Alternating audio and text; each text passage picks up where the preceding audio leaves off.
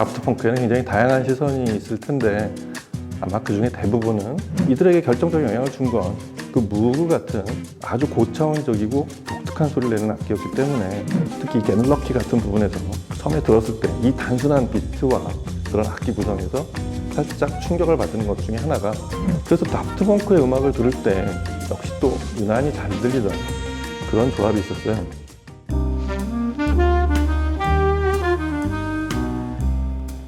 안녕하세요, 오승열입니다. 이 음악엔 이 시스템, 오늘은 좀 재미있는 아티스트, 많이들 좋아하시는 그런 아티스트죠. 다프트 펑크의 음악을 얘기하는 그런 시간입니다.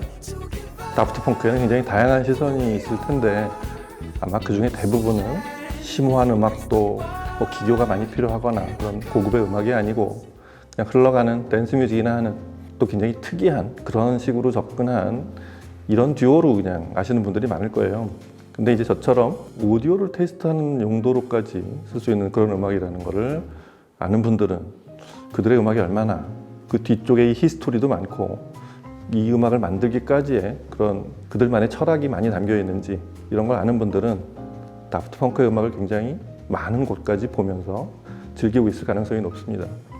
다프트 펑크 얘기를 하려면 굉장히 장황해질 수 있는데 클럽 음악, 댄스 뮤직이라는 이런 장르에 대한 약간의 이해가 필요해요. 이들에게 결정적인 영향을 준 건 그 무그 같은 아주 고차원적이고 독특한 소리를 내는 악기였기 때문에, 그리고 오케스트라와 전자악기를 서로 접합시킨 아주 엄청난 음악들이 많이 쏟아졌죠. 그리고 이 한쪽 편에서는 이 댄스 뮤직, 클럽 음악, 그래서 이쪽을 주로 통칭 이걸 테크노라고는 하지만 좀 더 이렇게 세분화 시켜보면 유럽 쪽에서는 이거를 이렇게 한 개의 악기로 막 집에서 녹음하는 경우들이 많아서 통칭 이제 하우스 음악이라는 이런 식으로 표현했는데, 그게 나중에 어떤 패턴이 만들어지면서 그런 식의 음악은 다 그냥 하우스 뮤직이라고 불렀고, 이런 음악이 정작 클럽에서 발달한 곳은 특이하게도 미국이었어요. 시카고와 디트로이트, 그 미시간주, 일리노이주고 아주 가까운 곳, 이 지하 클럽에서 이 테크노를 댄스로 만들어낸 소위 하우스 음악과 미국식 클럽 음악이 접합이 된 이런 음악이 발달하게 돼서 이게 다시 영국으로 건너옵니다. 그래서 그 당시 유행하던 네 박자 디스코, 이 클럽 음악을 이 밴드들이 연주를 하다 보니까 이렇게 전자악기로 샘플링하고 그 녹음만 들려주거나 그냥 클럽에서 DJ가 듣는 이런 음악이 아니라 실제 밴드가 연주를 하는, 전자악기와 기타를 동원하고 보컬까지 나오는 이런 음악으로 완성을 해낸 게 영국 밴드들이었어요. 대표적으로 뉴오더 같은 밴드가 어떤 절정을 만들어냈죠. 그래서 이런 뉴오더의 음악을 좀 더 팝적으로 완성시키고 MTV가 등장하면서 아주 잘생기고 화려한 음악을 하는 밴드들이 이런 팝의 새로운 장르를 만들어 나가서 이걸 소위 80년대의 뉴웨이브라고 했죠. 뭐 장르별로 다르지만 디페시 모드, 레벨 42, 듀란 듀란 같은 밴드들이 주도했던, 그래서 제2차 영국 침공이라고 했던 그런 엄청난 새로운 문화가 생겨났고, 이 음악은 그대로 10년 후에 저희가 아는 브릿팝과 모던 락, 오아시스 플러, 스웨이드 이런 밴드들에 의해서 제3차 영국 침공까지 이어집니다. 이걸 통칭 신스팝이라고 불렀는데, 신스팝의 기반은 이런 댄서블한 네 박자 비트와 테크노란 전자악기의 어떤 심오한 세계, 그리고 다양한 음을 표현할 수 있는 이런 세계, 이런 게 결합이 됐기 때문에 그런 아주 새로운 조류의 음악들이 연이어서 계속 발전을 할 수 있었던 거라고 생각이 됩니다. 그리고 이 디스코계에서는 엄청난 사건이 하나 있었죠. 바로 조르지오 모로더라는 그런 인물인데, 저희가 잘 아는 디스코의 여왕이라고 7, 80년대 불렀던 도나 서머에게 만든 곡이 있어요. I Feel Love. 저희 기아 자동차 광고로 굉장히 유명한 곡인데, 역사상 최초로 순수 전자악기로만 전체 곡을 만들어낸, 그리고 엄청난 히트를 했던 그런 곡이죠. 그 조르지오 모로더는 이 디스코계의 새로운 사운드와 어떤 혁명을 불러일으켰던 그런 분이죠. 다프트 펑크는 이 프랑스 출신이죠. 중학교 동창이었던 두 친구가 어렸을 때부터 이런 음악들을 듣고 자란 거예요. 그리고 우리도 언젠간 저런 음악을 해볼 거야.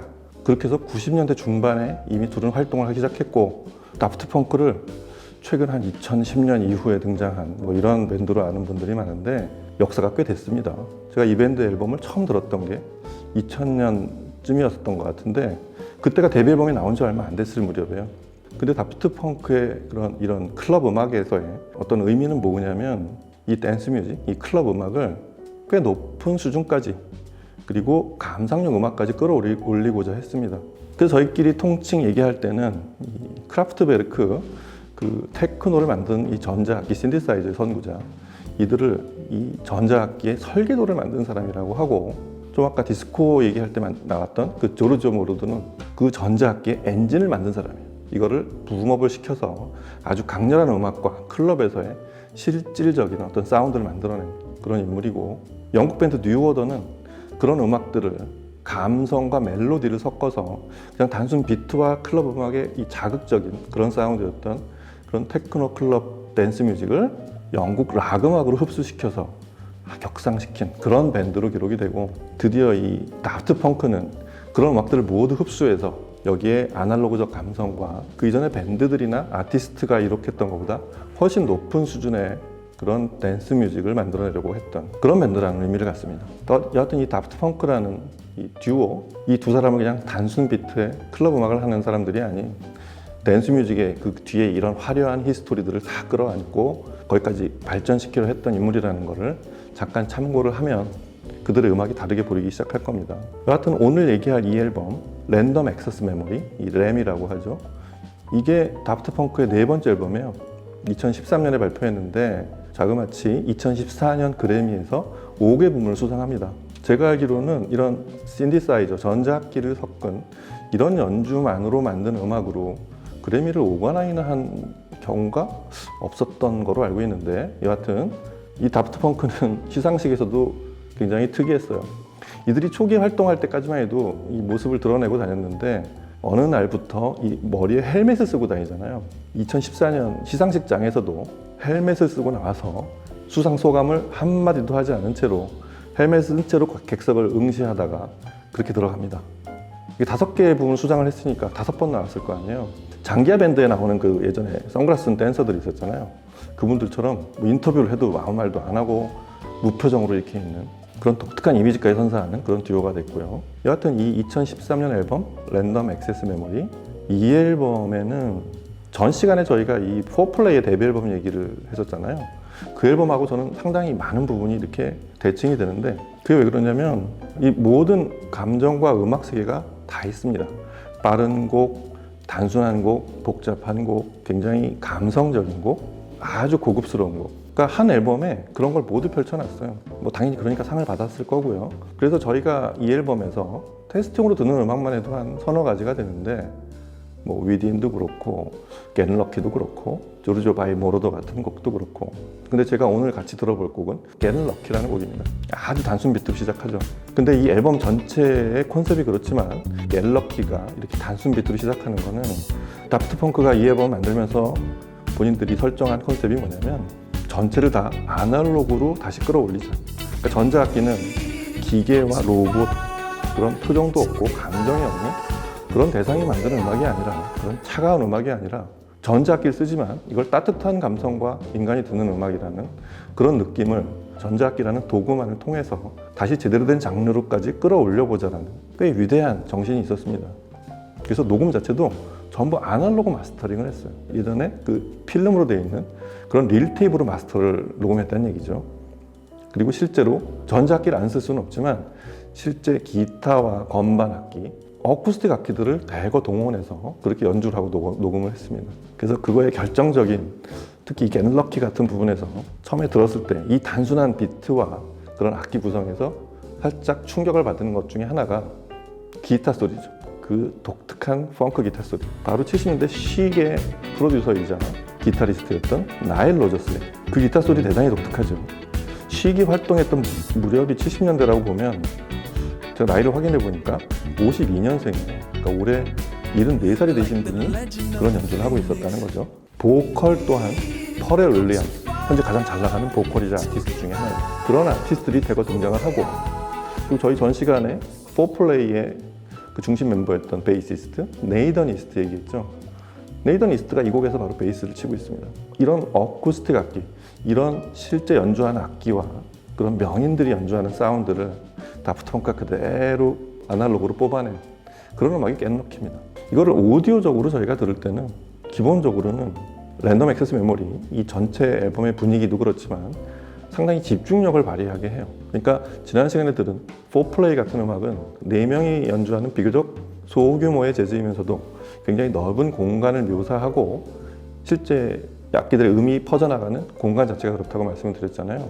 근데 다프트 펑크의 음악은 굉장히 다이나믹하고 훨씬 큰 공간에 이런 클럽에서 들어야 되는 그런 곡으로 느껴지지만 음악에서 나타나는 그 반경과 그 실제 공간의 그런 크기는 대단히 좁습니다. 그게 왜 그러냐면 제가 느끼기에는 음악을 듣는 사람들이, 즐기는 사람들이 클럽에서 이렇게 이 음악을 즐기는 뭐 그런 것도 가능하지만 감상용 차원에서 봤을 때는 음악에 집중해서 들을 수 있는 그렇게 만들었다는 의미로 느껴졌습니다. 그래서 겟 럭키 같은 곡도 아주 발랄하고 굉장히 댄서블한 이런 비트로 움직이지만 오디오적으로 재생을 해보면 공간과 이런 묘사를 하는 게 어려운 게 뭐냐면 다프트 펑크는 이 곡을 녹음하면서 굉장히 그 잔향 같은 거를 짧게 만들었어요. 베이스도 그렇고 드럼도 이 실제 킥 드럼과 전자 드럼을 섞어서 만든 오버더빙을 한 그리고 두 소리가 다 들리게 만든 이런 녹음이거든요. 그 단순 비트에도 그런 악기가 구분이 되게 그렇게 녹음이 될 정도로 잔향을 짧게 설정했기 때문에 그거를 오디오적으로 재생하기가 그렇게 만만치 않습니다. 비트를 다이나믹스가 크게 나오지만 짧게 원래 녹음에 돼 있는 만큼만 울리고 멈춰줘야 된다는 얘기죠. 그래서 다프트 펑크의 음악을 들을 때 역시 또 유난히 잘 들리던 그런 조합이 있었어요. 이번에도 프로악이 등장합니다. 프로악 중에서도 K 시리즈 그리고 그 중에서도 K1 K1 같은 스탠드 거치형 스피커가 다프트 펑크의 음악을 들을 때 보면 아 이거는 조금 과장해서 말하면 이건 이 음악을 재생하려고 만든 스피커 아닐까 싶을 정도로 대단히 잘 들어맞습니다. 무엇보다도 그 다프트 펑크의 잔향이 짧은 그 비트 있죠? 다이나믹 비트, 드럼과 퍼커션, 그리고 전자 드럼 이런 소리를 가장 잘 들려주는 그게 K1의 케블라예요.